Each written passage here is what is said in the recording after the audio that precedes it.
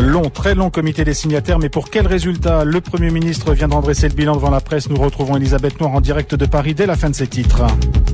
De la pluie en abondance attendue dans les heures qui viennent, notamment sur la côte est. Wailu, Kawa, Kanala et Thio sont en vigilance rouge, forte pluie et orage.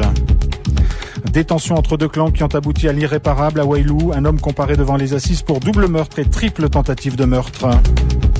En métropole, hommage national au colonel Beltrame ce soir pour nous à Paris. Cérémonie également organisée sur le territoire à la caserne Meunier. Emmanuel Macron baisse à 3 ans l'âge légal d'entrée à la maternelle. Il entend ainsi lutter contre les inégalités sociales et promouvoir une école bienveillante. Et puis du football, la France a battu la Russie 3-1 cette nuit à Saint-Pétersbourg. Un match amical à 2 mois et demi de l'ouverture de la Coupe du Monde.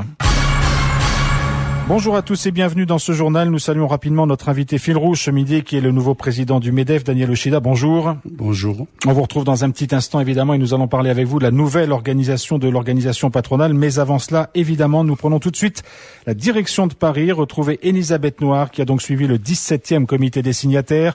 On savait, Elisabeth, qu'il serait compliqué. Il a duré près de 16 heures et le Premier ministre a livré les premières conclusions il y a moins d'une heure maintenant. Absolument, Jean-François. Ce fut un long, très long comité des signataires. On a battu le record de novembre dernier où il s'était terminé à minuit et demi, puisque cette fois-ci, c'est à 1h30 du matin que le Premier ministre est venu devant la presse, entouré des membres des délégations, pour rendre publiques les conclusions de ce 17e comité des signataires. Le temps que le Premier ministre tienne cette conférence de presse et que les différents chefs de délégation s'expriment, vous vous doutez qu'il y a eu très peu de temps pour vous faire le compte-rendu de ce comité des signataires.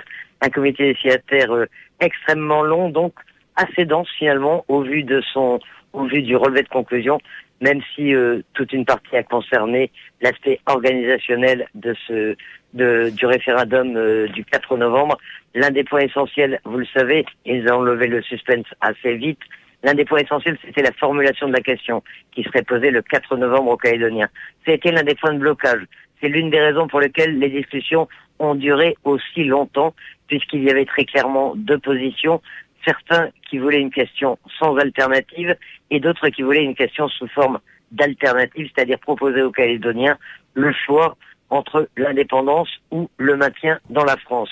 Il y a eu de très nombreux échanges, de très nombreuses concertations. Le Premier ministre a rencontré les délégations les unes après les autres pour essayer de trouver un compromis.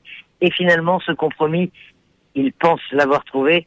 On en est au stade d'une proposition faite par le Premier ministre, même si les uns et les autres reconnaissent qu'il n'y a pas vraiment consensus sur cette question. C'est un compromis dont on va voir s'il devient la question définitive. Je vous propose d'ailleurs tout de suite d'écouter le Premier ministre Édouard Philippe, qui il y a 1 heure maintenant annonçait donc quelle était la proposition qu'il avait faite pour cette question qui serait posée aux Calédoniens pour le référendum du 4 novembre. J'ai proposé aux membres du comité que la question soit la suivante. Voulez-vous que la Nouvelle-Calédonie accède à la pleine souveraineté et devienne indépendante? Voilà pour cette question. Voulez-vous que la Nouvelle-Calédonie accède à la pleine souveraineté et devienne indépendante? Et que la réponse soit oui ou non. Le problème, c'est que certains voulaient absolument le terme de pleine souveraineté, que d'autres n'en voulaient pas et préféraient que le terme d'indépendance soit présent dans la question. Et puis plusieurs également souhaitaient que les deux termes soient possibles, ou l'indépendance ou le maintien dans la France.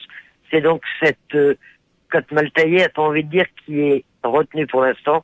C'est la proposition du Premier ministre Édouard Philippe. Voulez-vous que la Nouvelle-Calédonie accède à la pleine souveraineté et devienne indépendante?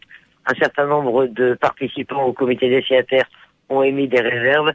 C'est le cas de Pierre Froger, qui conduit la délégation du Rassemblement des Républicains, qui estimait que c'était le résultat d'un compromis, mais cela ne le satisfait pas.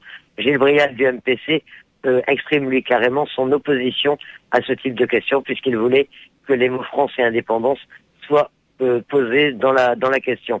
Toujours est-il que maintenant cette question va devoir être soumise au Conseil d'État. On saura dans les semaines qui viennent si elle est effectivement retenue.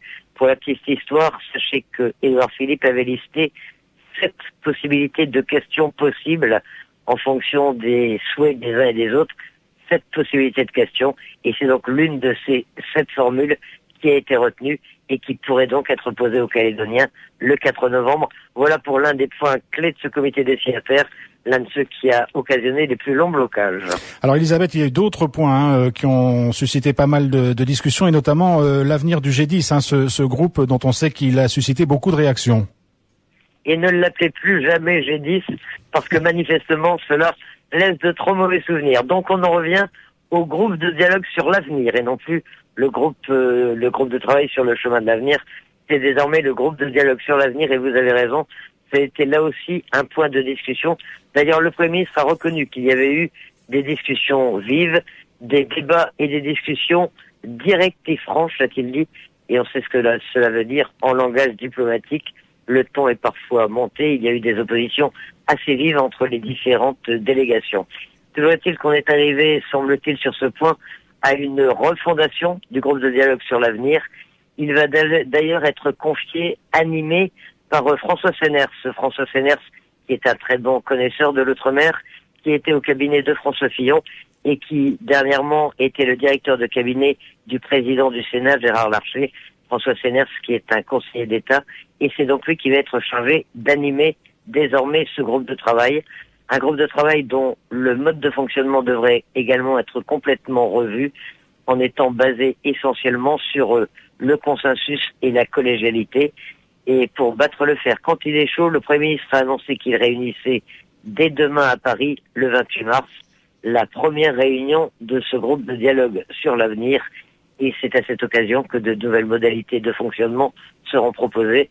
C'est un point qui satisfait là aussi un certain nombre de délégations, notamment le Rassemblement Les Républicains et les Républicains calédoniens qui, vous le savez, avaient quitté ce que l'on appelait le G10 parce qu'ils n'étaient pas d'accord sur son mode de fonctionnement, et ils sont donc satisfaits des nouveaux aménagements qui ont été proposés par le Premier ministre et qui ont été acceptés par l'ensemble du comité des signataires.